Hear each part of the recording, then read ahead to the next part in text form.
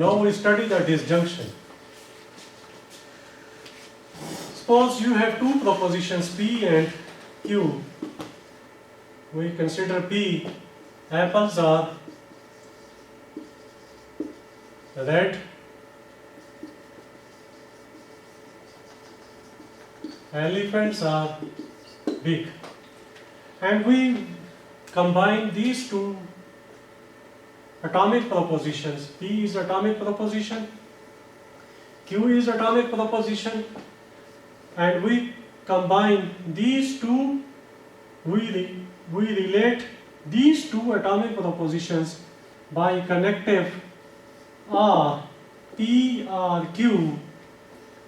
So this will become apples are red are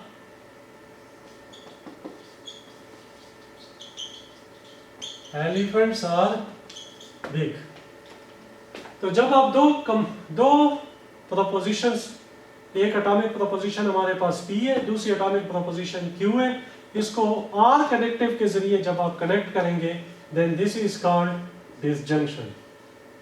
So the disjunction is relating two propositions by using a connective R.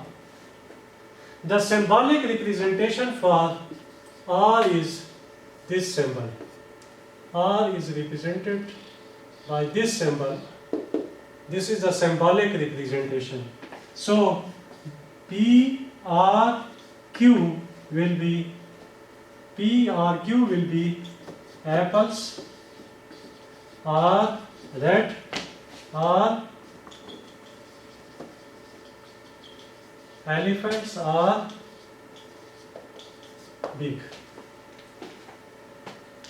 अच्छा, तो अब अगर हमारे पास apples are red ये true है और एलिफेंट्स बिग ये भी ट्रू है, तो फिर पी आर क्यू क्या होगा?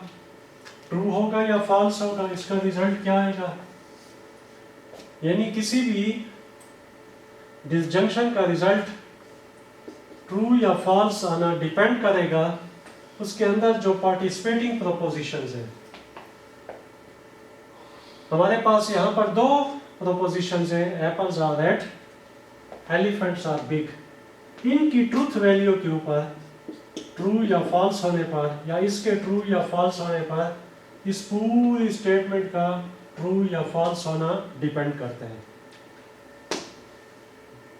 हमारे पास जो डिसजंक्शन है उसमें हम हमेशा प्रोपोजिशंस को और कनेक्टिव के जरिए कनेक्ट करेंगे, रिलेट करेंगे, एक दूसरे के साथ रिलेट करेंगे या कनेक्ट करेंगे. और डिसजंक्शन का ट्रू या फॉल्स होना हमेशा डिटरमिन्ड होगा उसके पार्टिसिपेटिंग जो प्रोपोजिशंस होंगी. हमारे पास यहाँ पर दो प्रोपोजिशंस पार्टिसिपेट कर रही हैं, एक है हमारे पास P और दूसरी प्रोपोजिशन है हमारे पास Q. इनकी ट्रूथ वैल्यू के ऊपर डिपेंड करेगी इस पूरी प्रोपोजिशन की ट्रूथ वैल्यू. इसके लिए अगर हम एक ट्रूथ टेबल को कंसिडर करें,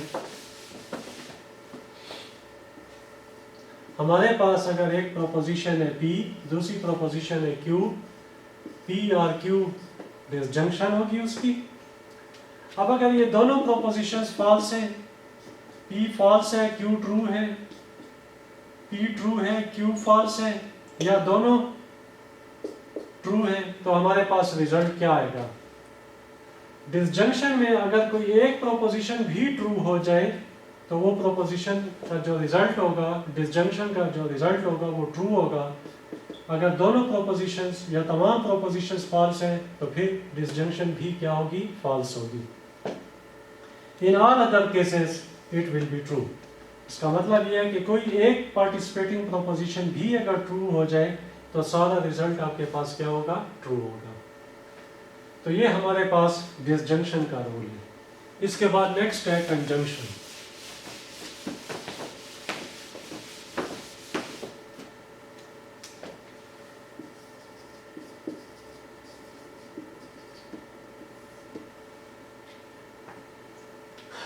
जब हमारे पास लेट्स सपोज हमारे पास दो एटॉमिक प्रोपोजिशंस हैं, अगेन हम वही एग्जांपल ले लेते हैं. apples are red, elephants are big, और इनको अगर हम एक कनेक्टिव एंड के जरिए अगर हम इनको कनेक्ट कर दें तो इसको हम कहते हैं कंजंक्शन। एंड के जरिए जब आप कनेक्ट करेंगे तो दिस इज कॉल्ड कंजंक्शन। तो क्या बनेगा? Apples are red and elephants are big. तो डिसजंक्शन में हमने जो कनेक्टिव यूज किया था वो आर था, और डिसजंक्शन में जो हमने कनेक्टिव यूज किया था वो आर था, और कंजंक्शन में जो हम कनेक्टिव यूज कर रहे हैं वो हमारे पास क्या है? एंड। यहाँ पर फिर वही चीज होगी कि एज ए होल कंजंक्शन का ट्रू या फॉल्स होना डिपेंड करेगा उसके अंदर जो पार्टिसिपेटिंग प्रोपोजिशंस हैं उनकी ट्रुथ वैल्यू के ऊपर। अगर वो ट्रू है या फॉल्स है तो फिर कंजंक्शन का रिजल्ट क्या होगा? ट्रू होगा या फॉल्स होगा। तो इसके लिए फिर हम एक ट्रुथ टेबल को कंसिडर करते हैं उसके रूल्स को समझने के लिए। जैसा डिसजंक्शन के रूल्स क्या थे उसको हम रिपीट कर लेते हैं। डिसजंक्शन में क्या था कि अगर एक स्टेटमेंट P है दूसरी स्टेटमेंट Q है, तो डिसजंक्शन में क्या था हमारे पास के कोई एक स्टेटमेंट भी ट्रू हो जाए, कोई एक प्रोपोजिशन भी ट्रू हो जाए तो रिजल्ट ट्रू आएगा। अब देखते हैं कि कंजंक्शन में क्या होगा। P एंड Q, ये सिंबॉलिक रिप्रेजेंटेशन है कंजंक्शन के लिए। सिंबॉलिक रिप्रेजेंटेशन जो कंजंक्शन की है, आप ये सिंबल भी यूज कर सकते हैं, बाज बुक्स में डॉट भी यूज होते हैं कंजंक्शन के लिए। अब हमारे पास अगर ये दोनों प्रोपोजिशंस फॉल्स हैं, P फॉल्स है Q ट्रू है, या P ट्रू है Q फॉल्स है, या दोनों ट्रू है, तो रिजल्ट क्या होगा? डिसजंक्शन में हमारे पास ये होगा कि कोई एक भी फॉल्स आ गया तो सारा रिजल्ट क्या होगा? फॉल्स। एक भी फॉल्स आएगा, अगर कोई एक स्टेटमेंट भी फॉल्स है तो सब रिजल्ट फॉल्स आएगा। हाँ, अगर तमाम स्टेटमेंट्स ट्रू है तो फिर कंजंक्शन का जो रिजल्ट होगा वो हमारे पास क्या होगा? ट्रू होगा। स्टूडेंट्स को कंजंक्शन या डिसजंक्शन का कंसेप्ट देने के लिए आप जैसा फिजिक्स में पैरेलल और सीरीज सर्किट पढ़ते थे उसकी एग्जांपल भी ले सकते हैं। लेट्स सपोज ये हमारे पास एक पैरेलल सर्किट है, इसमें दो स्विचेस हैं, ये हमारे पास बैटरी है और ये हमारे पास बल्ब है। लेट्स सपोज इस स्विच को मैं P कह लेता हूँ, इस स्विच को Q कह लेता हूँ। अगर ये दोनों स्विच ऑफ हों, इसका मतलब है ऑफ मीन फॉल्स, तो करंट कहीं से भी नहीं गुजर सकता, ये रिजल्ट क्या होगा? फॉल्स होगा। तो फॉल्स और false will be equal to false. इनमें से अगर मैं एक स्विच को ऑन कर लूँ, लेट्स सपोज Q को ऑन कर लूँ, तो ये सर्किट कंप्लीट हो जाएगा। फॉल्स और ट्रू, तो बल्ब अब जो है हमारे पास ऑन हो जाएगा। या अगर मैं इसको ऑन कर लूँ और Q को ऑफ रहने दूँ तो भी यहाँ से सर्किट कंप्लीट हो जाएगा। P ट्रू हो गया अब, और Q जो है हमारे पास ऑफ मीन फॉल्स हो गया है, तो रिजल्ट सर्किट फिर भी कंप्लीट है, तो बल्ब ऑन हो जाएगा, रिजल्ट ट्रू होगा।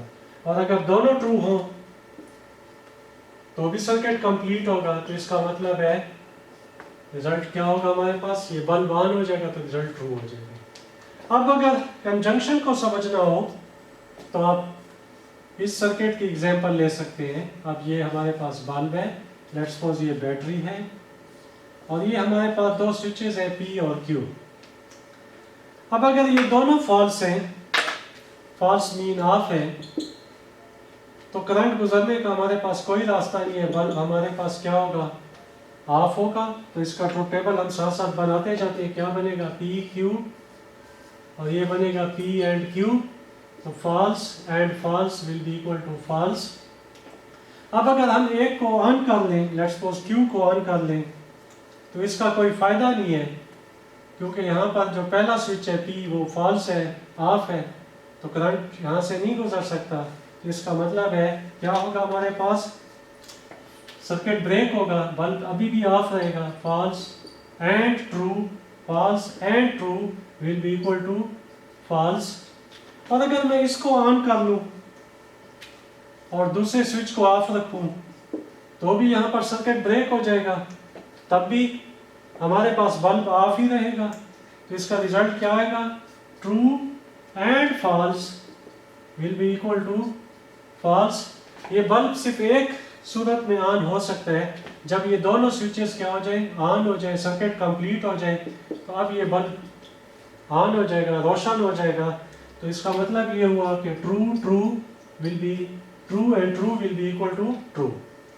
तो इन ट्रुथ टेबल्स की मदद से आप इनके रूल्स को अंडरस्टैंड कर सकते हैं कि डिसजंक्शन में कोई एक भी ट्रू आ जाए, डिसजंक्शन में कोई एक भी ट्रू आ जाए तो सारा रिजल्ट ट्रू होगा, जबकि कंजंक्शन में जब तक सारे ट्रू नहीं होंगे उस वक्त तक रिजल्ट ट्रू नहीं होगा। कोई एक भी फॉल्स हो जाए तो रिजल्ट क्या हो जाएगा, फॉल्स हो जाएगा। यानी कोई एक बल्ब भी ऑफ हो जाए तो बल्ब ऑन नहीं हो सकता कंजंक्शन में, जबकि यहाँ पर कोई एक भी बल्ब ऑन हो जाए तो सर्किट कंप्लीट हो जाएगा और बल्ब ऑन हो जाएगा। लिहाजा कोई एक भी प्रोपोजिशन ट्रू हो जाए तो रिजल्ट क्या हो जाएगा, ट्रू हो जाएगा।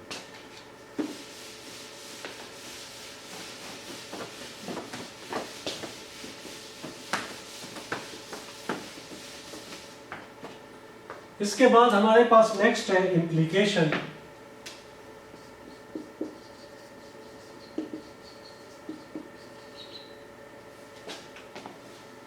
हमारे पास नेक्स्ट है इम्प्लीकेशन। अगर हमारे पास दो प्रोपोजिशंस है P और दूसरी प्रोपोजिशन है Q, और इन प्रोपोजिशंस को हम कनेक्ट करें या रिलेट करें एक दूसरे के साथ, इफ P then Q की फॉर्म में, if P then Q, then this is called implication. This is called implication. If P then Q. अब प्रोपोजिशन P ले लें,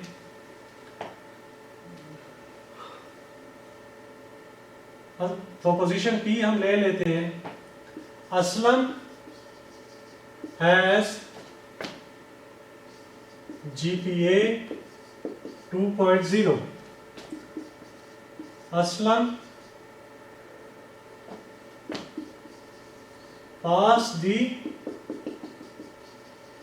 एग्जाम। हमारे पास दो प्रोपोजिशन है, प्रोपोजिशन P और प्रोपोजिशन Q।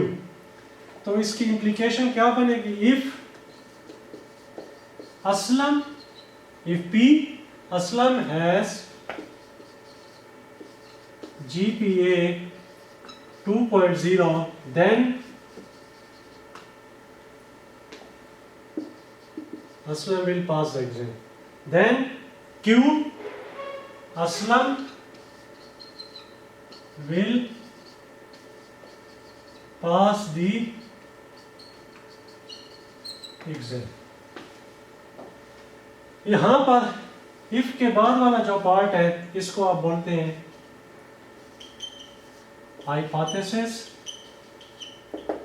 और then के बाद वाले पार्ट को आप बोलते हैं कंक्लूजन। और जो सिंबॉलिक रिप्रेजेंटेशन है इम्प्लीकेशन के लिए वो हमारे पास है एरो सिंबल। तो यहाँ पर क्या बनेगा, P implies Q, this is the symbolic representation. ये उसकी सिंबॉलिक रिप्रेजेंटेशन है इम्प्लीकेशन की। P implies Q क्या बनेगा, इफ असलम है CGPA 2.0 then Aslam will pass the exam। इसमें जो हमारे पास हाइपोथेसिस है असलम है CGPA 2.0, ये हमारे पास प्रोपोजिशन P है, ये हाइपोथेसिस को रिप्रेजेंट कर रही है।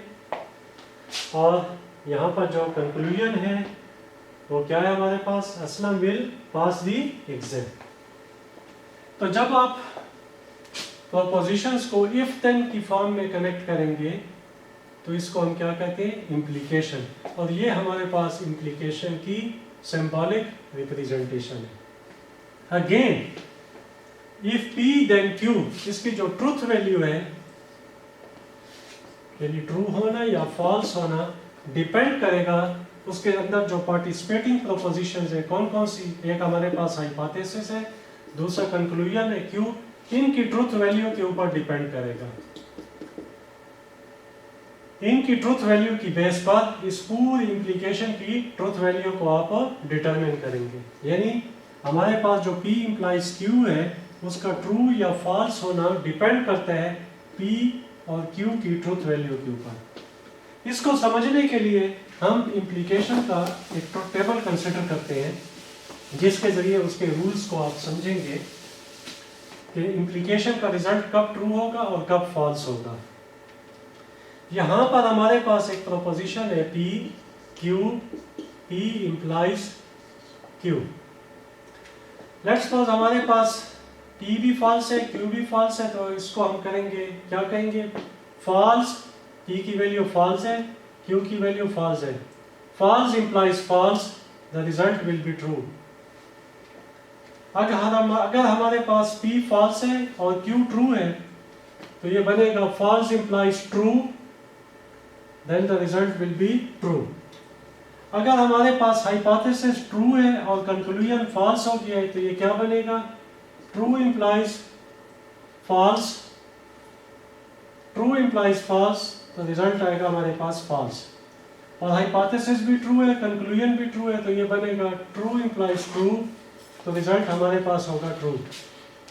इसका मतलब ये है कि it will be false in only one case, it will be false in only one case when hypothesis is true and the conclusion is false, then it will become true implies false. In that case it will be false.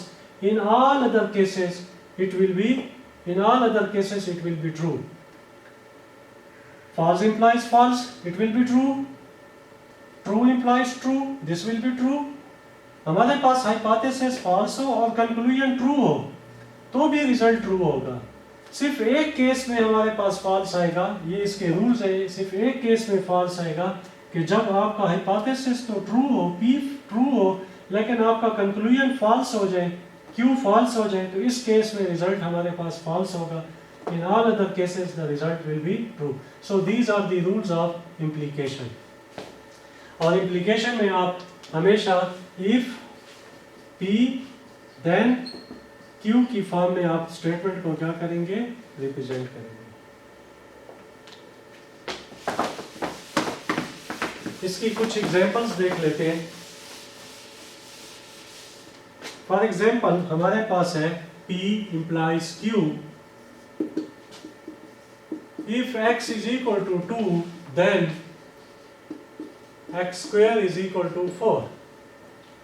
तो यहां पर हमारे पास जो hypothesis है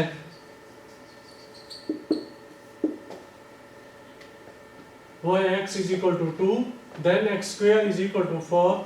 ये हमारे पास conclusion है। इसी तरीके से अगर आप एक और एग्जांपल ले लें, P implies Q, if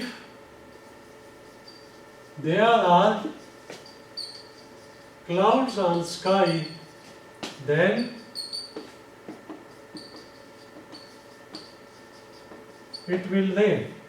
ये हमारे पास कंक्लूजन है और इसका जो हाइपोथेसिस है there are clouds on sky, तो इसको हमने रिप्रेजेंट किया P implies Q। जरूरी नहीं है कि आप इफ देन की फॉर्म में लिखें, सेंस इफ देन का बने। फॉर एग्जांपल आप P implies Q को इस तरह भी लिख सकते हैं, इट विल रेन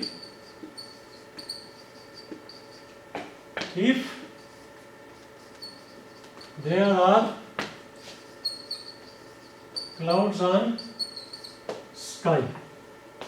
तो यहां पर मैंने कंक्लूजन पहले लिख दिया है और हाइपोथेसिस बाद में लिख दिया है, तो इससे कोई फर्क नहीं पड़ता। सेंस इफ देन का बनना चाहिए कि एक हमारे पास हाइपोथेसिस हो और उस हाइपोथेसिस की बेस पर आपका कंक्लूजन रहा होगा। या आप इस तरह भी लिख सकते हैं P implies Q को,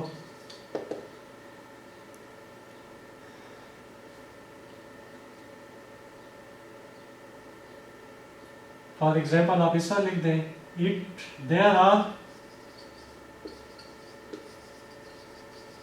clouds on sky,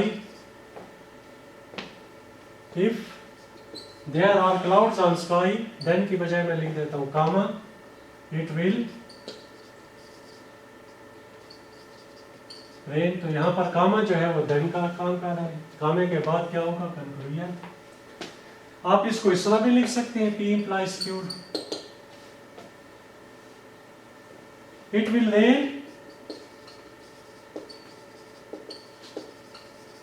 whenever there are clouds on sky। अब यहाँ पर मैंने if then यूज ही नहीं किया, whenever यूज किया।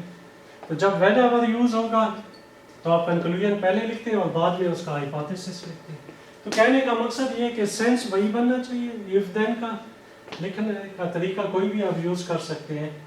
अब ये सारी की सारी ये जो है एग्जांपल्स हैं इम्प्लीकेशंस की हमारे पास। इसके बाद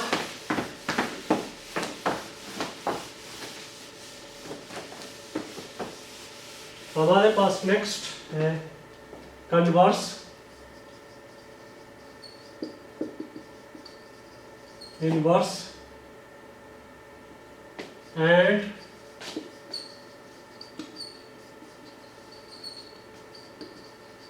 कंट्रापोजिटिव।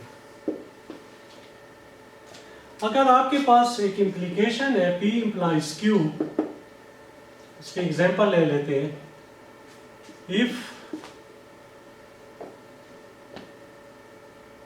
if there are clouds on sky then it will rain। ये हमारे पास एक इम्प्लीकेशन है P implies Q। तो इसका जो कन्वर्स होगा, कन्वर्स क्या होगा, Q implies P। इसमें जो कंक्लूजन है उसको आप हाइपोथेसिस बना देंगे और हाइपोथेसिस को कंक्लूजन बना देंगे। यानी जो ओरिजिनल इम्प्लीकेशन है उसमें जो कंक्लूजन है उसको आप हाइपोथेसिस बना लें और यहाँ पर जो ओरिजिनल इम्प्लीकेशन में हाइपोथेसिस है वो कंक्लूजन बन जाएगा। तो क्या बनेगा, इफ Q हमारे पास क्या आएगा, अब ये हमारे पास P था, क्या, if there are clouds on sky, Q क्या था, इट विल रेन, ये हमारे पास Q था। तो अब क्या बनेगा, Q implies P, क्या बनेगा, Q हम पहले लिखेंगे हाइपोथेसिस, इफ के साथ आ जाएगा, if it will rain then there are clouds on sky. इसका अगर हमने इनवर्स बनाना है तो क्या होगा, जो हमारे पास ओरिजिनल इम्प्लीकेशन है उसमें आप हाइपोथेसिस को भी निगेट करें और कंक्लूजन को भी निगेट कर दें। तो क्या बनेगा, नॉट इम्प्लाइज नॉट Q। तो आपने P की निगेशन करनी है। P हमारे पास है there are clouds on sky, तो इसकी निगेशन क्या होगी, not P, there are no clouds, there are no clouds on sky. और Q की भी आप निगेशन करनी है, तो इट विल रेन की निगेशन क्या होगी, it will not rain.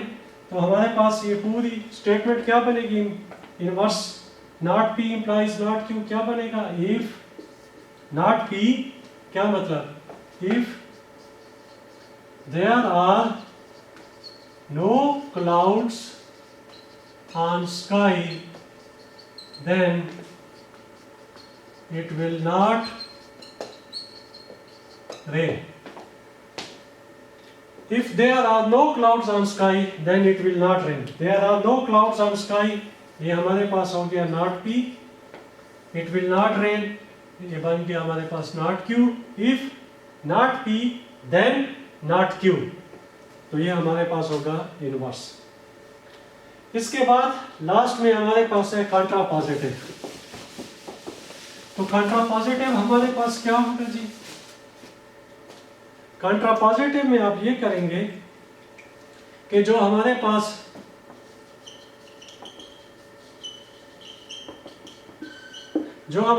Original implication है उसमें जो आपके पास कंक्लूजन है आप उसको हाइपोथेसिस करें और साथ निगेट कर दें, और जो हाइपोथेसिस है उसको कंक्लूजन करके साथ निगेट कर दें। तो ये बनेगा not Q implies not P।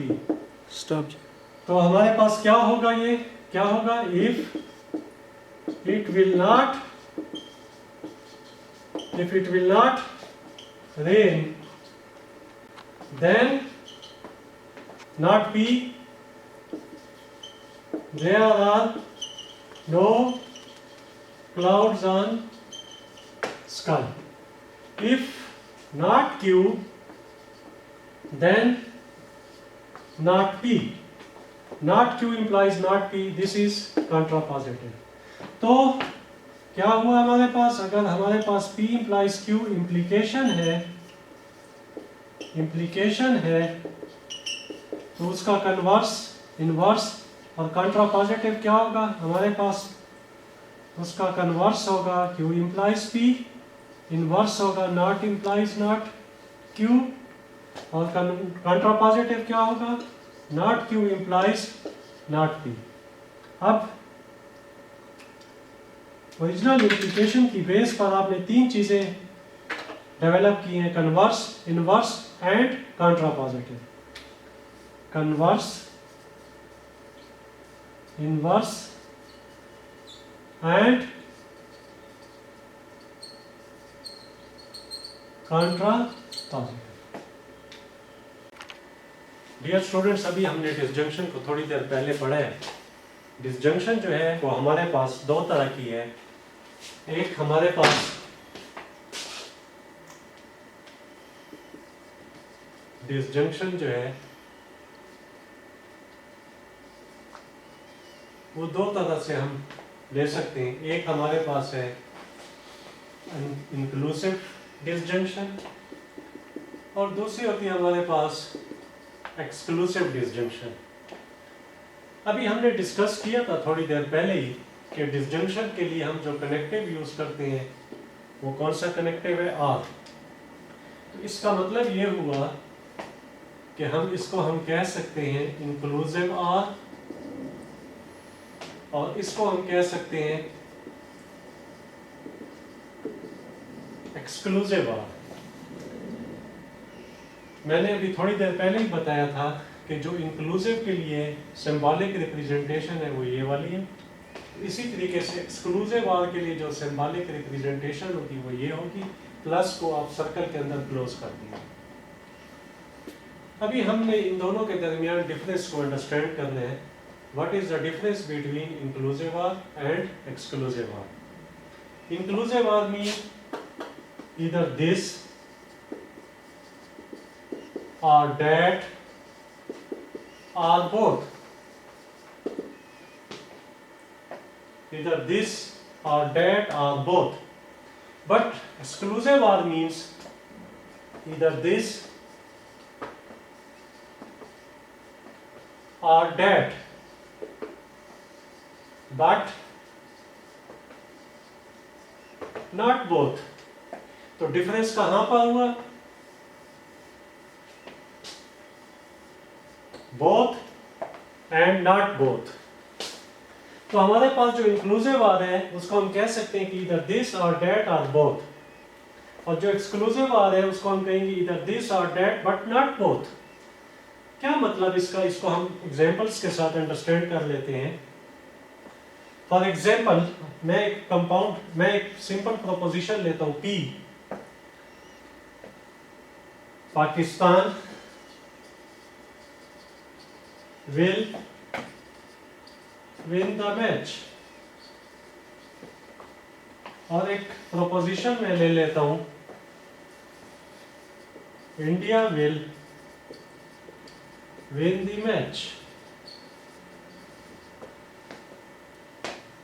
और अगर मैं इसको कनेक्टिव आर यूज करके कंबाइन करूं इन दो एटॉमिक प्रोपोजिशंस को, तो ये बनेगा P R Q. तो हमारे पास क्या होगी molecular proposition, Pakistan will win the match or India will win the match.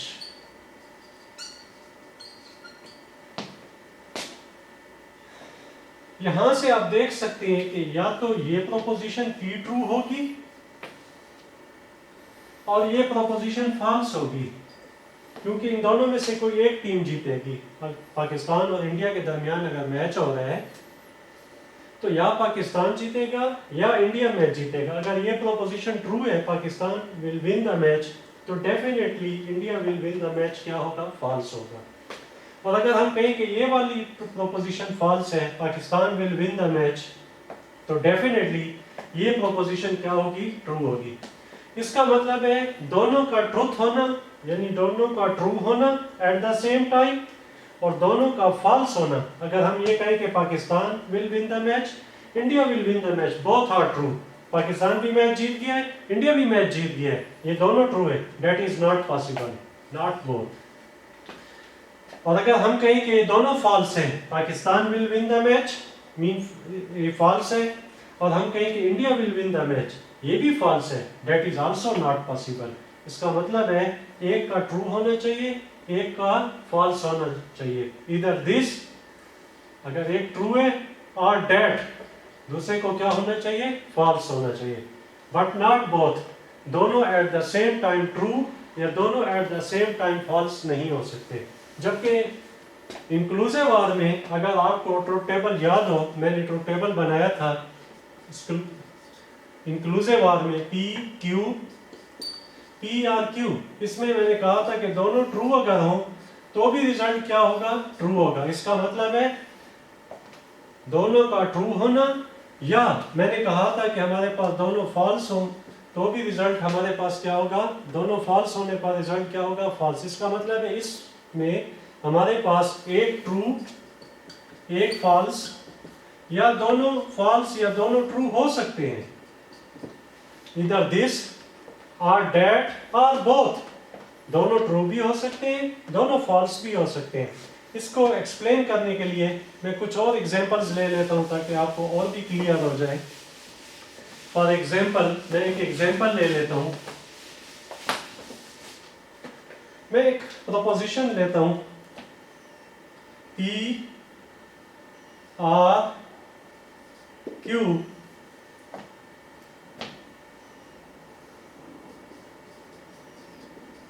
Pakistani citizens speak Urdu or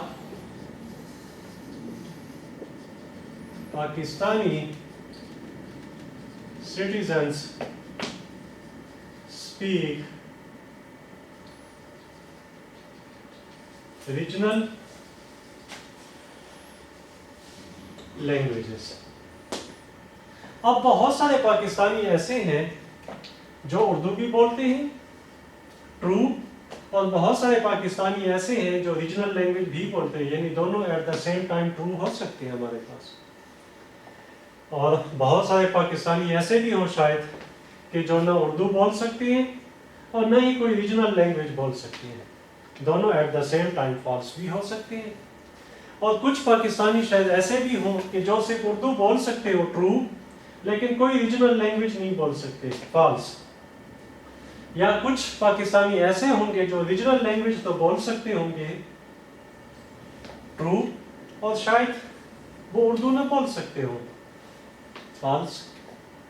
तो यहां पर कौन सी हमारे पास सिचुएशन क्रिएट हो रही है, इंक्लूसिव आर, इधर this or that or both, either this mean Urdu or that regional languages or both, यानी ये दोनों भी बोल सकते हो या दोनों भी न बोल सकते हो, तो ये पॉसिबिलिटी है। तो इससे मेरा ख्याल में इन दो एग्जांपल्स के साथ आपको कंसेप्ट क्लियर हो गया होगा, what is the difference between inclusive or and exclusive or. तो जब आप इंक्लूसिव आर यूज करेंगे तो हमारे पास जो सिंबॉलिक रिप्रेजेंटेशन होगी वो होगी पी आर क्यू। और जो हमने पिछली एग्जांपल देखी थी अभी, Pakistan will win the match और India will win the match, उसके लिए हमारे पास जो सिंबॉलिक रिप्रेजेंटेशन बनेगी वो बनेगी P exclusive or Q। Exclusive or की एक और एग्जांपल हम ले लेते हैं मजीद कंसेप्ट को क्लियर करने के लिए। Every natural number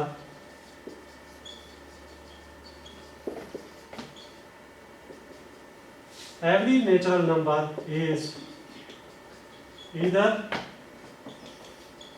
even or odd, but not both। तो इसका मतलब है जो भी नेचुरल नंबर्स होंगे या तो वो इवन होंगे या वो ऑड होंगे, बट नॉट बोथ। तो कौन सा केस बन रहा है? एक्सक्लूसिव आर का। तो यहां पर अगर मैं लिखूं कि every natural number is either even और ऑड, तो इसका मतलब ये हुआ कि या तो वो इवन होगा या वो नंबर 2 पर डिविजिबल होगा या वो डिविजिबल नहीं होगा।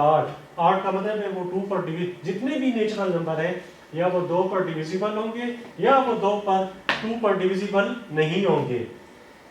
नॉट बोथ पॉसिबल नहीं है, ऐसा कोई भी नेचुरल नंबर नहीं है जो 2 पर डिविजिबल भी हो और डिविजिबल न भी हो एट द सेम टाइम। तो ये हमारे पास केस किसका बनेगा? P एक्सक्लूसिव और Q। तो अगर ट्रुथ टेबल के जरिए अगर हम देखें तो इंक्लूसिव आर का truth table P R Q, और एक्सक्लूसिव आर का अगर हम ट्रुथ टेबल देखें P Q P exclusive or Q, तो हमारे पास क्या होगा? दोनों फॉल्स पे फॉल्स होगा। पहले मैं समझा चुका हूं, false true true true false true true true true. If any of the proposition is true then the result will be true. जबकि एक्सक्लूसिव आर में क्या होगा? False true false true false false true true. In case both proposition P and Q are false, that is not possible, so the result will be false. It will be true only when P is false and Q is true, or P is true and Q is false। इसका मतलब ये है कि एक proposition false हो और दूसरी true हो, या एक true हो या दूसरी false हो, तो तब तो रिजल्ट true आने के चांसेस हैं। अदरवाइज not both दोनों at the same time false, दोनों at the same time true नहीं हो सकते। स्टूडेंट्स को एक्सप्लेन करने के लिए अक्सर मैं एग्जांपल देता रहता हूं कि सेम सेक्स पर मैरिज अलाउड नहीं है, अपोजिट सेक्स पर मैरिज अलाउड है। रिजल्ट क्या होगा? हमारे पास ट्रू होगा। तो इससे आपको इसका कंसेप्ट और भी क्लियर हो जाएगा।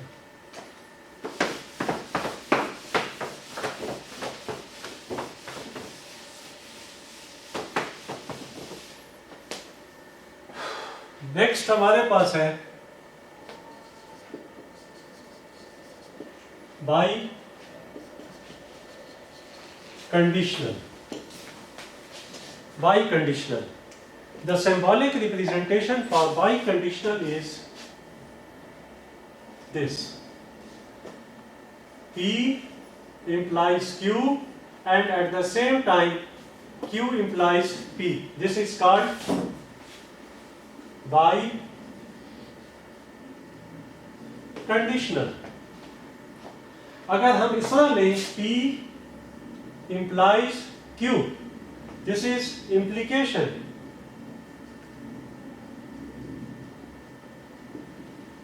जबकि biconditional में हमारे पास दोनों साइड पर एरो होगा, P implies Q and at the same time Q will imply P। It means at the same time this here P is hypothesis, this is also called premise, and the Q is conclusion। But in case of biconditional, P is hypothesis, if we go this side, P is hypothesis or premise and Q will be the conclusion। But if we will move in this direction, then this Q will become premise or hypothesis, and this P will become conclusion. P will become conclusion in case if we move in this direction, Q implies P. So it means, this means this P is at the same time both premise and conclusion, and Q is same. At the same time it is conclusion as well as it is premise or hypothesis. English में इसके लिए by conditional के लिए हम use करते हैं if and only if and only if and only if. क्या मतलब? Aslam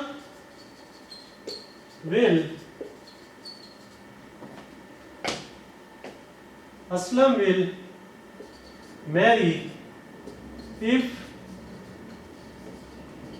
the girl is pretty. अब इसको अगर हम सिंबॉलिक रिप्रेजेंटेशन दें तो यहां पर क्या होगा? Aslam will marry, this is conclusion. If the girl is pretty, this is hypothesis और premise.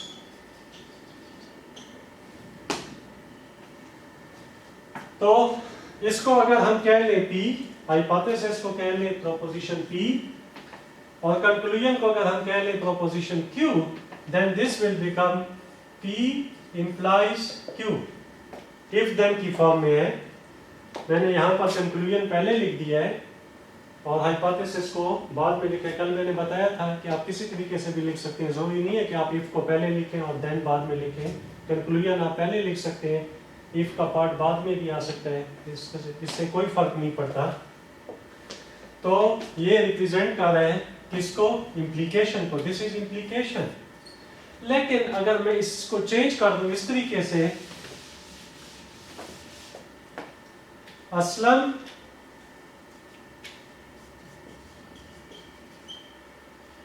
Will marry if and only if the girl is pretty। तो इसका मतलब है आपने कंडीशन को बहुत स्ट्रॉन्ग कर दिया है। अब ये इम्प्लीकेशन को रिप्रेजेंट नहीं करेगा, बल्कि ये क्या बन जाएगा? By conditional. Aslam will marry only and only if the girl is pretty. उसकी जो असलम की मैरिज होनी है उसके लिए कंडीशन क्या होगी कि गर्ल प्रिटी हो, और गर्ल प्रिटी होगी तो असलम जरूर मैरिज करेगा। तो P implies Q and Q implies P। तो ये हमारे पास क्या होगी? By conditional. मेरे ख्याल में इस एग्जांपल से आपका कंसेप्ट जो है वो क्लियर हो गया होगा। अब इसका ट्रुथ टेबल क्या बनेगा हमारे पास, उसको हम देख लेते हैं। If we have the proposition P, Q, P, biconditional Q, false, false, true, true, false, true, true, false. When both propositions are true or both are false, then the result will be true. But if P is false and Q is true, or P is true, Q and false, the result will be false. इसका मतलब यह है कि by conditional में result उस वक्त true आएगा जब दोनों प्रोपोजिशन की ट्रुथ वैल्यू क्या होगी?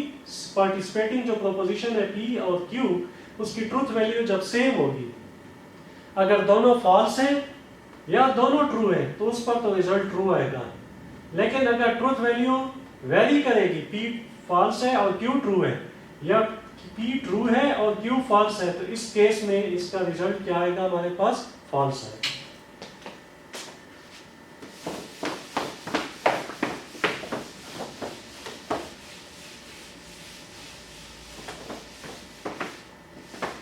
डियर स्टूडेंट्स, अब तक हमने ये समझ लिया है What is proposition? What do you mean by atomic and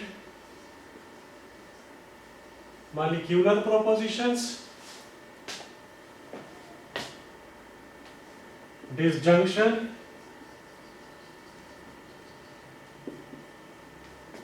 inclusive disjunction, and exclusive disjunction. Conjunction,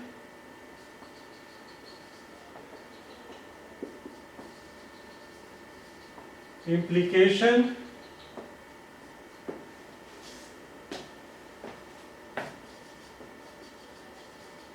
and by conditional. और इम्प्लीकेशन के साथ आपने कन्वर्स,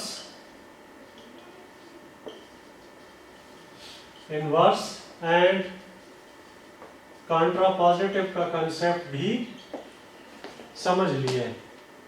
अब हम अपने नेक्स्ट टॉपिक की तरफ मूव करते हैं और वो टॉपिक है हमारा compound propositions. What do you mean by compound propositions?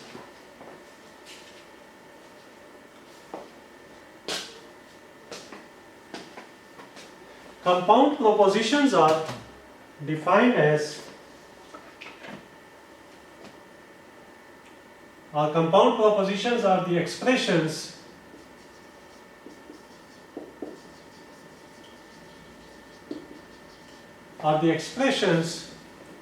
that consist of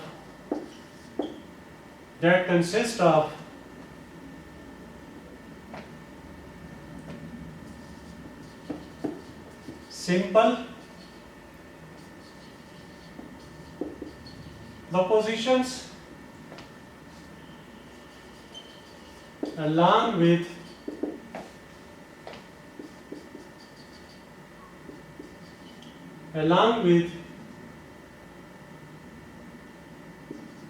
number of connectives. So the very basic or simple definition of compound propositions is the expression that consists of simple propositions.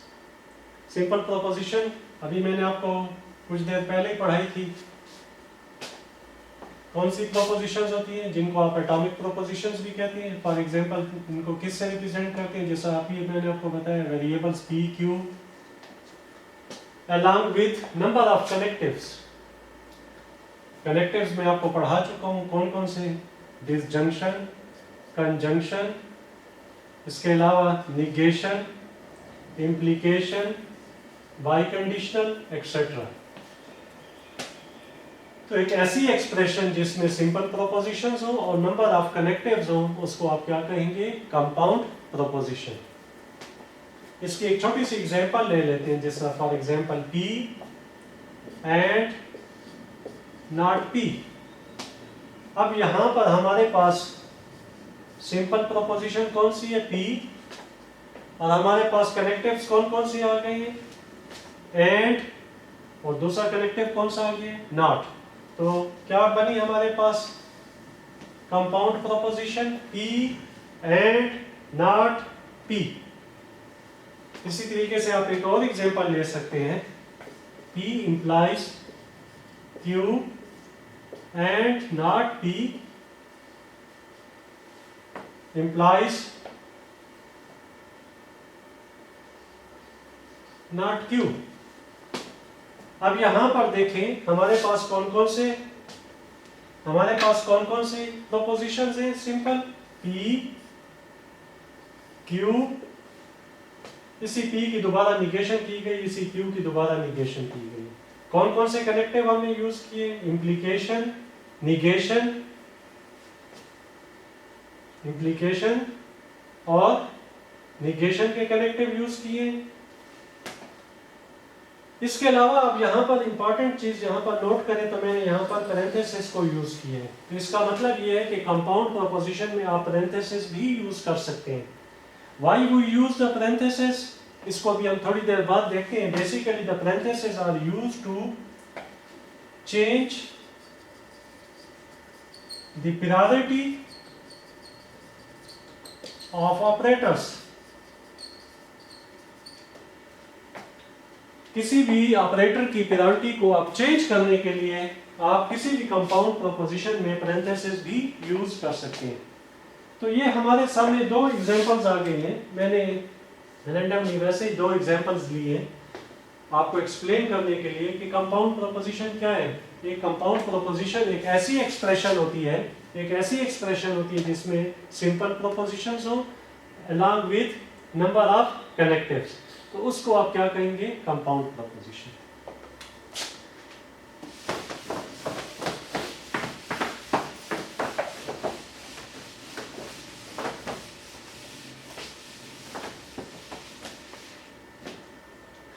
आपने अभी पढ़ा था कि जो proposition है that will be either true or false, that will be either true or false। और फिर आपने कहा कि जो प्रोपोजिशन है वो एटॉमिक होंगी या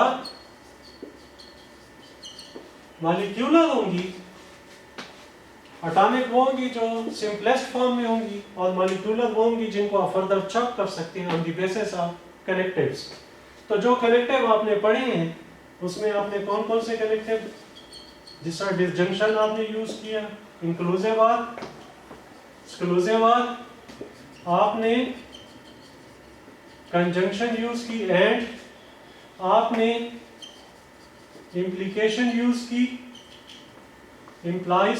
इसका मतलब है इस जैसे अगर कनेक्टिव आ जाए, फॉर एग्जांपल किसी भी प्रोपोजिशन में, जैसा मैंने एग्जांपल ले ली थी P एंड Q, या मैं एग्जांपल ले लेता हूँ P implies Q, P exclusive और Q, तो ये सारी क्या होंगी, ये सारी क्या होंगी, मॉलिक्यूलर प्रोपोजिशंस।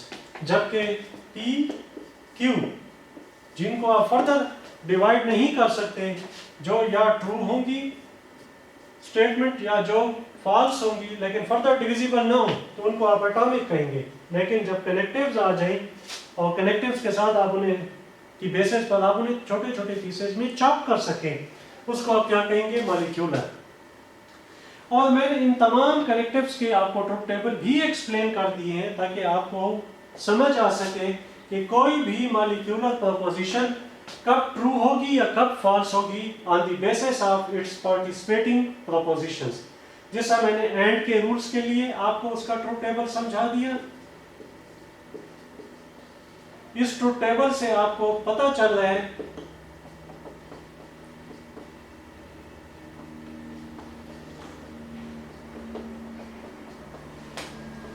कि ये कंपाउंड प्रोपोजिशन, इसकी वैल्यू कब फॉल्स होगी कब ट्रू होगी on the basis of its participating propositions, on the basis of its participating propositions.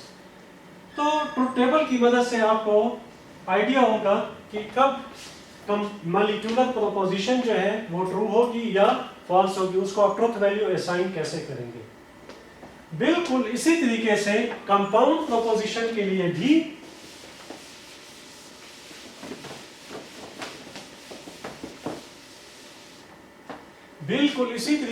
आप कंपाउंड प्रोपोजिशंस के लिए भी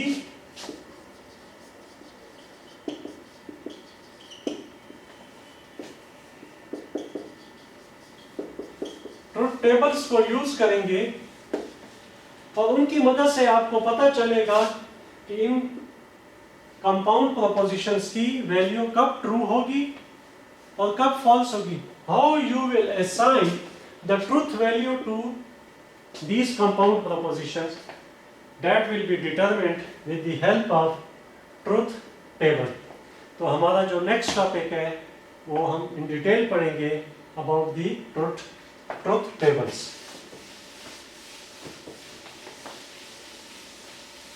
नेक्स्ट टॉपिक अब है truth tables.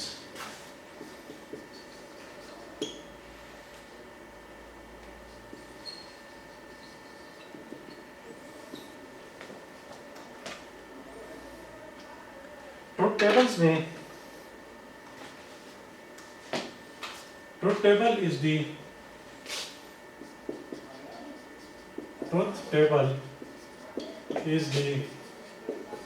tabular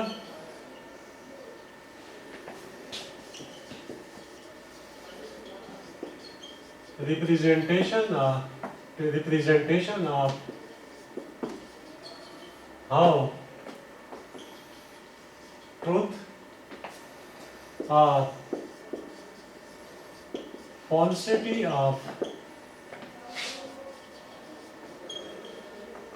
propositions vary with respect to its components. The truth table is a tabular representation.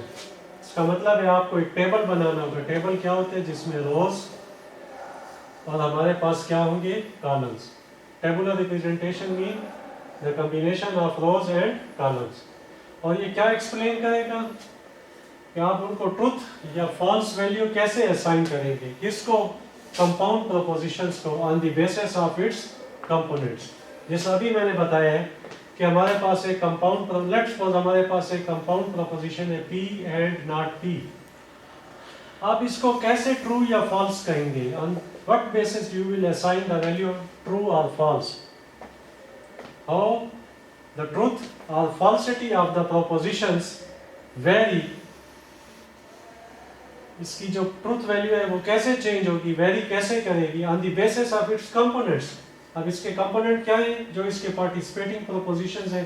यहाँ पर सिर्फ एक प्रोपोजिशन है P, तो पार्टिसिपेटिंग प्रोपोजिशन P की बेस पर हम देखेंगे कि कैसे इसको ट्रुथ वैल्यू असाइन करेंगे। अगर फॉर एग्जांपल हमारे पास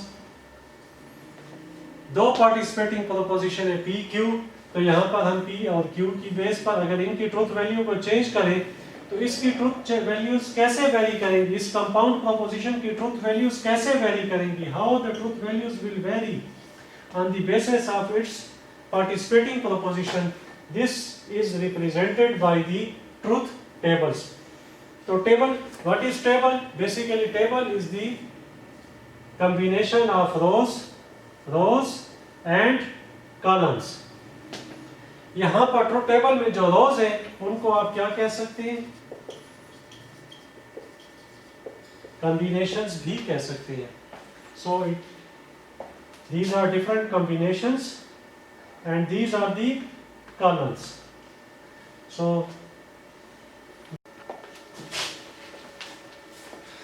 dear students, in order to understand the truth table, we consider a compound proposition P or not Q whole implies Q. Now we construct the truth table for this compound proposition in order to understand how the truth values will be assigned to this compound proposition. Here we have two participating proposition, one is P and the other one is Q. So the propositions that are participating in this compound proposition are number of propositions participating in this compound proposition is equal to 2, that is P Q. Therefore total combinations in this table will be equal to 2 raised to power n, where n is the number of propositions. Here we have two propositions, so it will become 2 raised to power 2 is equal to 4. अब हम इसका truth table कैसे बनाएंगे? देखें, हमारे पास जो basic propositions है वो P Q है, तो पहला कॉलम हम ले लेंगे P, नेक्स्ट कॉलम हम ले लेंगे Q। और हमारे पास जो लास्ट कॉलम आएगा रिजल्ट इसका वो क्या होगा, यही कंपाउंड प्रोपोजिशन क्या होगी, P or not Q whole implies Q. इस कॉलम तक पहुंचने के लिए आपको डिफरेंट और कॉलम्स कंस्ट्रक्ट करने होंगे। उसके लिए आपको थोड़ा सा कंसेप्ट में दे देता हूं प्रियोरिटी ऑफ ऑपरेटर्स का।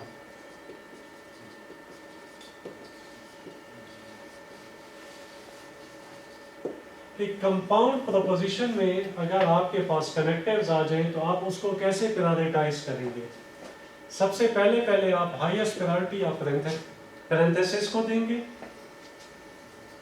इसके बाद आप निगेशन को रेफरेंस दें, इसके बाद एंड आर इन कनेक्टिव्स को आप प्रेफरेंस दें, और लास्ट में अगर आप इम्प्लीकेशन को या बाई कंडीशनल को प्रेफरेंस दें तो फिर आप इसकी ट्रुथ वैल्यू को इजीली कैलकुलेट कर सकेंगे। इसको हम कहते हैं प्रायोरिटी ऑफ ऑपरेटर्स। अगर इस प्रायोरिटी को हम सामने रखें तो सबसे पहले हमें किसको सॉल्व करना चाहिए, निगेशन किसकी हो रही है, क्यू की, तो हमें नॉट क्यू को सॉल्व करना होगा सबसे पहले।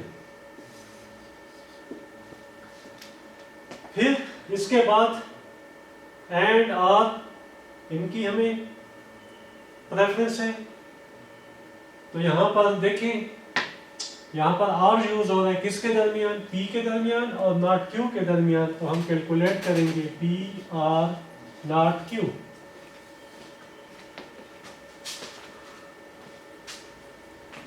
जब ये कैलकुलेट हो जाएगा तो इसके बाद लास्ट में देखिए अब हमने नॉट भी कैलकुलेट कर लिया, आर भी कैलकुलेट हो गया, अब हमारे पास सिर्फ एक ऑपरेटर रह गया है, कनेक्टिव रह गया है, कौन सा, इम्प्लीकेशन। तो लास्ट में हम जो है इसको सॉल्व करेंगे तो क्या बनेगा हमारे पास, P or not Q whole implies Q. तो ये हमारे पास लास्ट में कंपाउंड प्रोपोजिशन की वैल्यू आ गई। अब रोज कैसे करेंगे, हमारे पास अगर दो पार्टिसिपेटिंग प्रोपोजिशंस हैं, n की वैल्यू अगर 2 है तो मैंने अभी आपको बताया कि टोटल नंबर ऑफ जो कॉम्बिनेशंस होंगी वो कितनी होंगी, 4 होंगी। तो कॉम्बिनेशंस कैसे बनाएंगे, फर्स्ट कॉलम में आप एक वैल्यू फॉल्स लेंगे, एक ट्रू ले लें, एक फॉल्स लें, एक ट्रू लें, फॉल्स ट्रू अल्टरनेट करें, एक फॉल्स एक ट्रू, एक फॉल्स एक ट्रू। नेक्स्ट कॉलम में आप दो फॉल्स दो ट्रू लेंगे। इसी तरीके से अगर नेक्स्ट कॉलम कोई है तो उसमें 4 फॉल्स 4 ट्रू लेंगे। इसी तरीके से और कोई कॉलम है तो 8 फॉल्स 8 ट्रू। आप फर्स्ट कॉलम में देखिए इसको, एक फॉल्स एक ट्रू, नेक्स्ट कॉलम में 2 फॉल्स 2 ट्रू, नेक्स्ट कॉलम में 4 फॉल्स 4 ट्रू। अगर 3 वेरिएबल है तो फिर नेक्स्ट कॉलम में 4 फॉल्स, क्या मतलब 4 फॉल्स, और उसके बाद इस तरीके से 4 ट्रू लेंगे। इसके बाद अगर नेक्स्ट कॉलम है तो 8 फॉल्स 8 ट्रू, यानी 2 2 के आप मल्टीपल्स लेंगे कॉम्बिनेशन बनाने के लिए। अब हम सबसे पहले कैलकुलेट करते हैं नॉट क्यू। नॉट क्यू के लिए देखें, नॉट क्यू का मतलब क्या है, निगेशन क्यू। निगेशन मैंने आपको पढ़ाया था, निगेशन कौन सा प्रोसेस है जो कि फॉल्स को ट्रू बना देता है और ट्रू को फॉल्स बना देता है। तो यहाँ पर हमारे पास क्या वैल्यू है, फॉल्स, इसको ये कर देगा ट्रू, इस ट्रू को कर देगा फॉल्स, फॉल्स ये कन्वर्ट हो जाएगा ट्रू में, और ये ट्रू कन्वर्ट हो जाएगा फॉल्स में। इसके बाद देखिए हमारे पास आर है, आर डिसजंक्शन है, तो डिसजंक्शन के रूल्स अप्लाई होंगे किस पर, पी पर, इस कॉलम पर, और साथ क्या है हमारे पास, नॉट क्यू इस कॉलम पर। यानी आप इन दो कॉलम्स के ऊपर डिसजंक्शन अप्लाई करेंगे। डिसजंक्शन के रूल, क्या रूल था हमारे पास, अगर इन दो पार्टिसिपेटिंग प्रोपोजिशंस में कोई एक भी ट्रू हो जाए तो रिजल्ट क्या हो जाएगा, ट्रू। इन दोनों में से कोई एक भी, रूल हमारे पास क्या था डिसजंक्शन का, अगर आपको याद हो मैंने पढ़ाया था पी आर क्यू, इसमें क्या था कि अगर एक भी ट्रू हो जाए तो हमारे पास रिजल्ट क्या होगा, ट्रू। हाँ, अगर सारे फॉल्स हैं तो रिजल्ट फॉल्स होगा। वही रूल्स आप इस पर अप्लाई करें। कैसे, P or not Q, P और नॉट क्यू के दरमियान आपने डिसजंक्शन लेना है। कोई एक भी ट्रू हो गया तो रिजल्ट क्या आ जाएगा, ट्रू, ट्रू हो जाएगा ये। यहाँ पर देखें ये दोनों फॉल्स है तो रिजल्ट फॉल्स आएगा, एक भी ट्रू हो जाए तो रिजल्ट ट्रू हो जाएगा, एक भी ट्रू हो जाए तो रिजल्ट ट्रू हो जाएगा। तो ये हमने कॉलम कैलकुलेट करना। लास्ट में अब हमने इम्प्लीकेशन को सॉल्व करना है। किसकी इम्प्लीकेशन हो रही है? पी आर नॉट क्यू की इम्प्लीकेशन हो रही है किसके ऊपर? क्यू के ऊपर। यानी आपके पास जो प्रीमाइस है या हाइपोथेसिस है वो ये वाला कॉलम है, ये वाला कॉलम है पी आर नॉट क्यू। आप इस कॉलम को लेंगे और कंक्लूजन के लिए आप इस कॉलम क्यू को लेंगे। तो कैसे करेंगे सॉल्व इसको? देखें, इसके लिए मैं पी आर नॉट क्यू इसकी फर्स्ट वैल्यू लेता हूं। हमारे पास क्या है? ट्रू। क्यू की फर्स्ट वैल्यू हमारे पास क्या है? फॉल्स। मैं यहां पर फॉल्स पुट अप कर देता हूं। तो ये क्या बनेगा? True implies false. देखिए इसके लिए फिर आपको वही रूल्स याद होने चाहिए। इंप्लीकेशन के क्या रूल्स थे हमारे पास? False implies false true, false implies true true, true implies true true.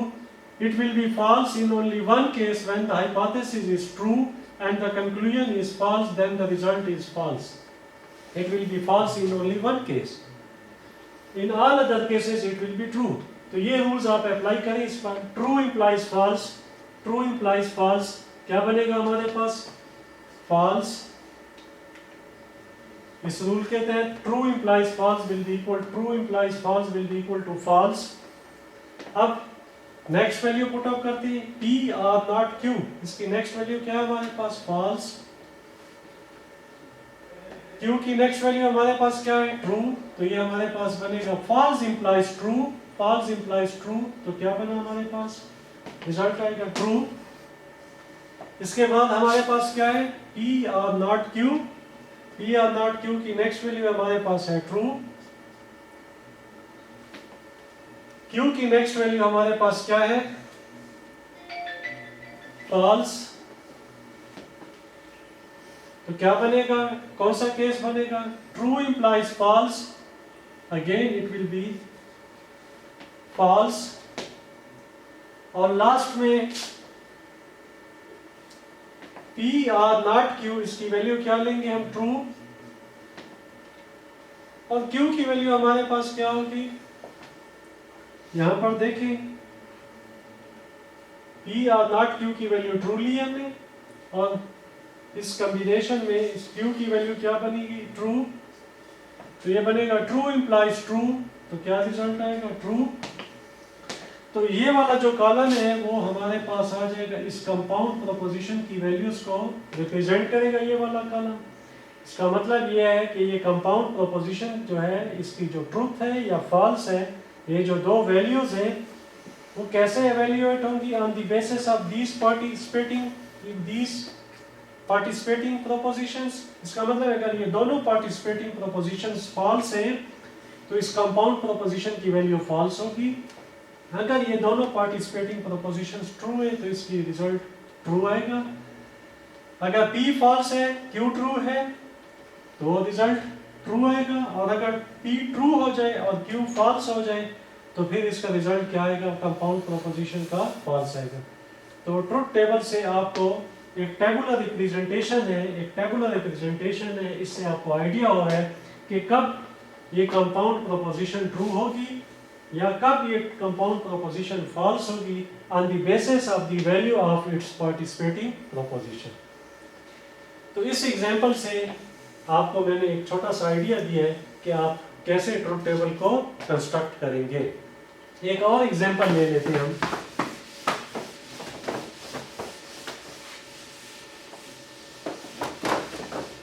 Let's suppose एक और एग्जांपल ले लेते हैं। हमारे पास है P and not P।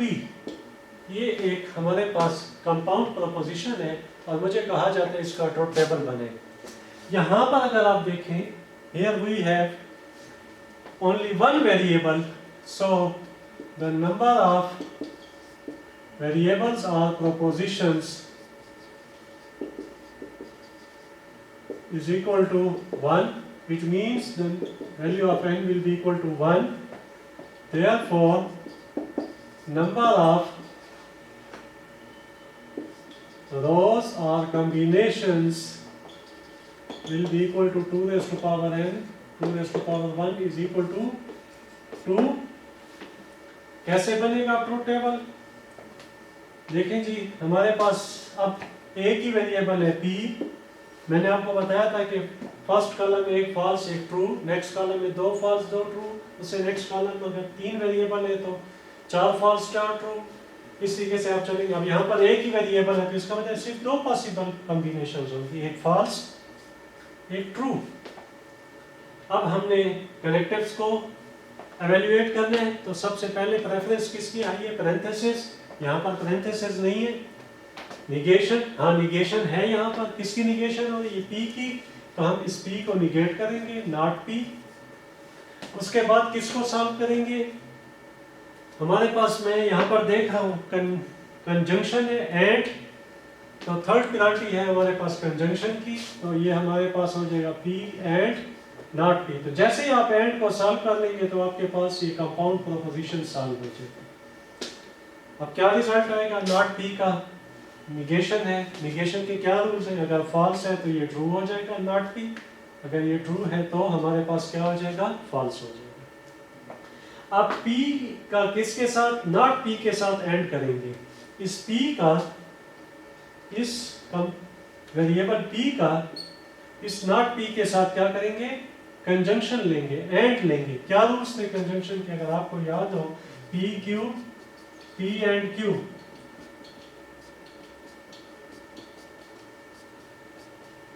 It will be true when all the propositions are true. If any of the proposition is false, then the result will be false. ये rule आप इसके ऊपर अप्लाई करेंगे कंजंक्शन का, तो क्या होगा? P and not P, false and true, result क्या आएगा मेरे पास? false। P and not P, true and false, तो रिजल्ट हमारे पास क्या आएगा? false। तो इसका मतलब है हमारे पास जो कंपाउंड प्रोपोजिशन की जो ट्रुथ वैल्यूज आएंगी वो दोनों क्या होंगी? फॉल्स होंगी। इसका मतलब ये है कि अगर P फॉल्स है या P ट्रू है, ये कंपाउंड प्रोपोजिशन क्या होगी? फॉल्स होगी। इसी तरीके से आप एक और एग्जांपल ले लें जिसमें हम तीन वेरिएबल ले लेते हैं समझने के लिए। फॉर एग्जांपल हमारे पास एक कंपाउंड प्रोपोजिशन है, हमारे पास एक कंपाउंड प्रोपोजिशन है P implies Q and Q implies R, all implies P implies R। अब ये हमारे पास एक कंपाउंड प्रोपोजिशन है, मुझे कहा जाता है इसका ट्रुथ टेबल बनाए। तो यहाँ पर जो नंबर ऑफ प्रोपोजिशंस हैं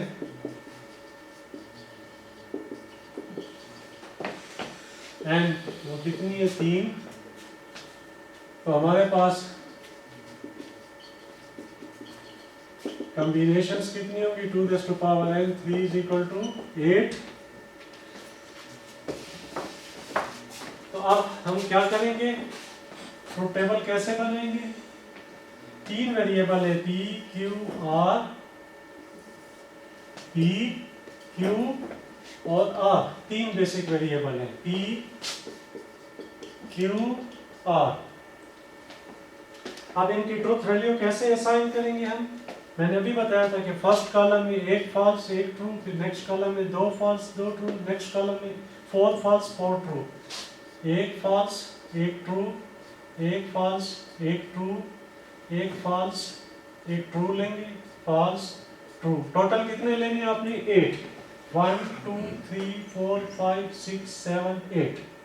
then false false, true true, false false, true true, next false false false and true true true। तो ये हमारे पास कॉम्बिनेशन है। सबसे पहले हमने हाईएस्ट प्रायोरिटी देनी है पैरेंथेसिस को। We have 3 parenthesis here, so from left to right priority assign करेंगे। First of all we will solve this parenthesis, P implies Q,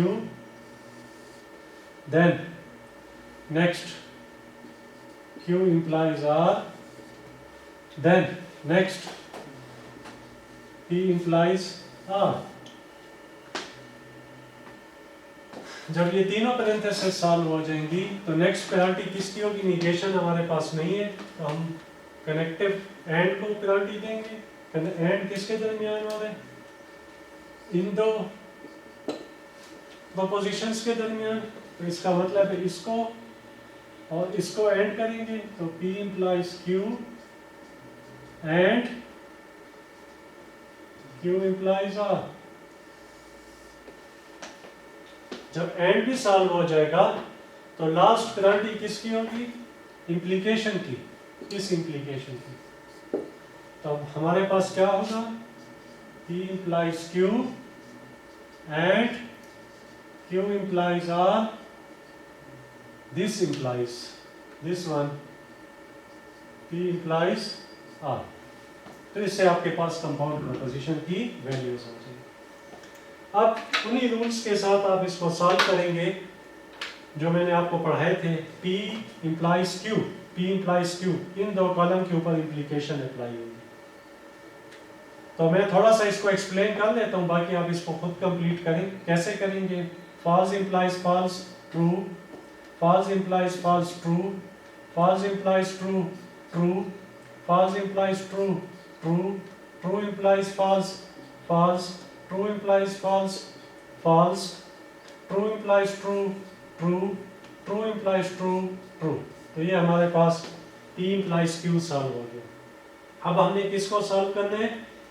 Q implies R, false implies false, true, इन दो columns की implication लेंगे।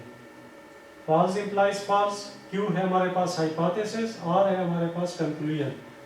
false implies false, true, false implies true, true, false implies true implies false, false, true implies true, true, false implies false, true, false implies true, true, true implies false, false, true implies true, true.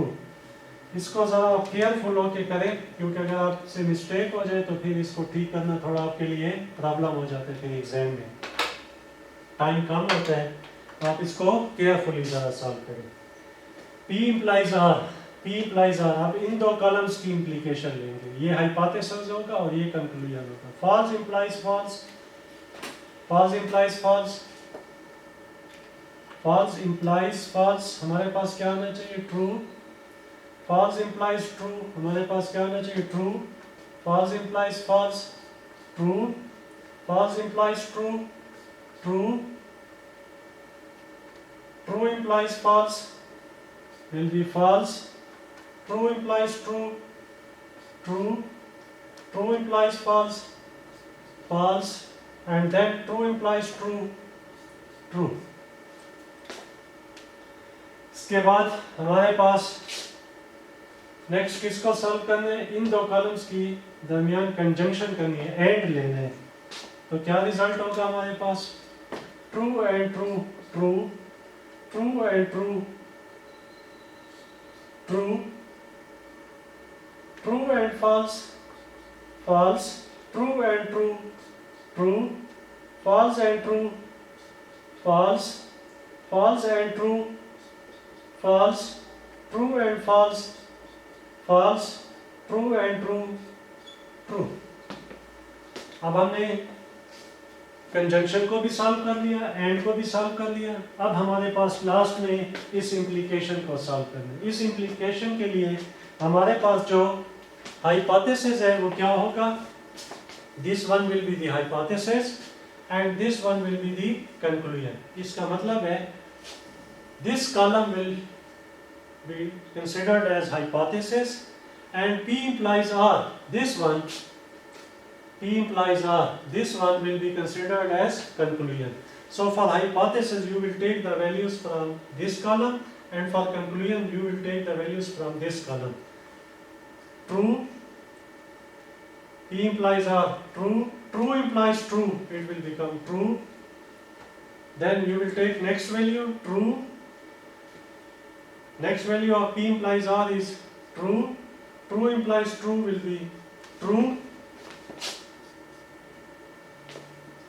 Now you will be taking next value false, true, false implies true, true.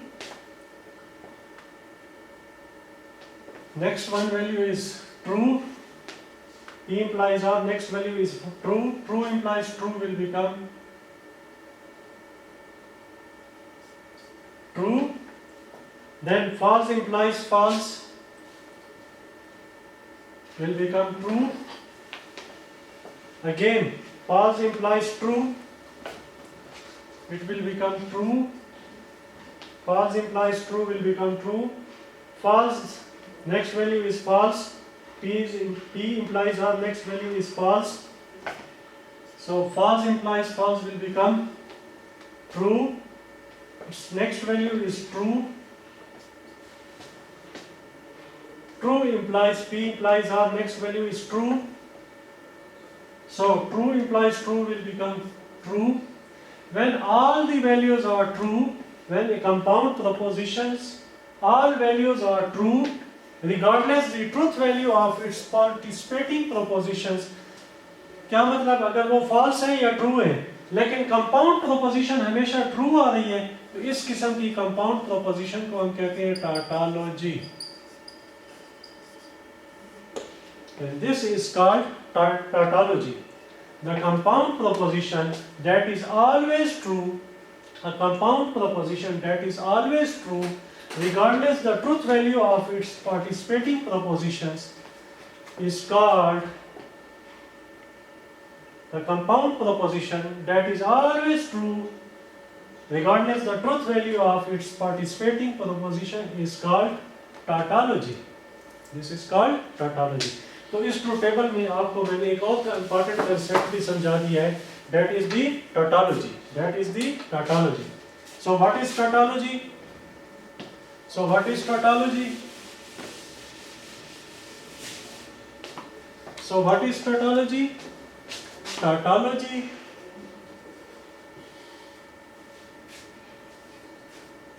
can be defined as when compound proposition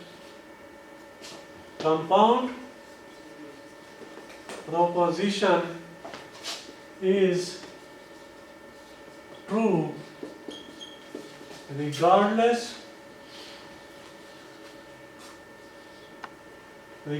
the truth value of its participating or component propositions. तो वो compound proposition जो always true हो, जैसा यहाँ पर एक case बन गया है, ये true true true true, it is always true, this is always true, उसकी जो पार्टिसिपेटिंग प्रोपोजिशन है चाहे वो फॉल्स है या ट्रू है, but the result is always true, then that compound proposition is called tautology. Tautology is the universally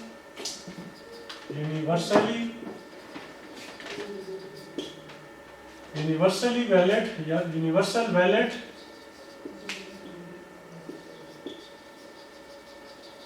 statement.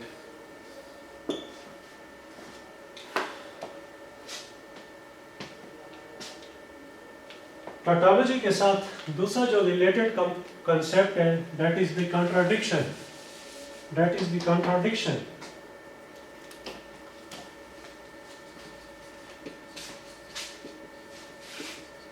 तो contradiction क्या होगी? When the compound proposition is always false, true की बजाय अगर हम इसे क्या कर दें, फॉल्स कर दें, when the compound proposition is always false regardless the truth value of participating proposition. इसका मतलब है अगर कोई कंपाउंड प्रोपोजिशन ऐसी है जिसका रिजल्ट हमेशा क्या है, फॉल्स है, चाहे उसकी प्रोपोजिशन जो पार्टिसिपेटिंग प्रोपोजिशन है वो ट्रू हो या फॉल्स हो, रिजल्ट हमेशा फॉल्स है, तो उसको हम क्या कहेंगे, कॉन्ट्राडिक्शन कहेंगे. इसका आप इस तरह समझ लें कि जो एक एग्जांपल के तौर पर जैसे अभी मैंने आपको समझाया था P एंड नॉट P, इसको सॉल्व कर लेते हैं। देखिए अभी मैंने किया था P not P, P and not P, इसको समझने के लिए तो क्या होगा हमारे पास फॉल्स ट्रू, फॉल्स की निगेशन क्या होगी ट्रू, ट्रू की निगेशन क्या होगी फॉल्स। इन दोनों के ऊपर जब कंजंक्शन अप्लाई होगी, false and true false, true and false false. When a compound proposition is always false regardless the truth value of its participating proposition, चाहे वो false है या true है, इसका result हमेशा false हो, then that proposition is called, that compound proposition is called contradiction। तो उसको हम क्या कहेंगे contradiction। तो इसका मतलब ये हुआ, हम कह सकते हैं we can say that the negation of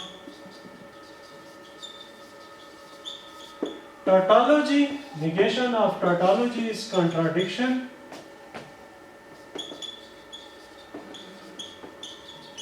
and the negation of contradiction is always tautology।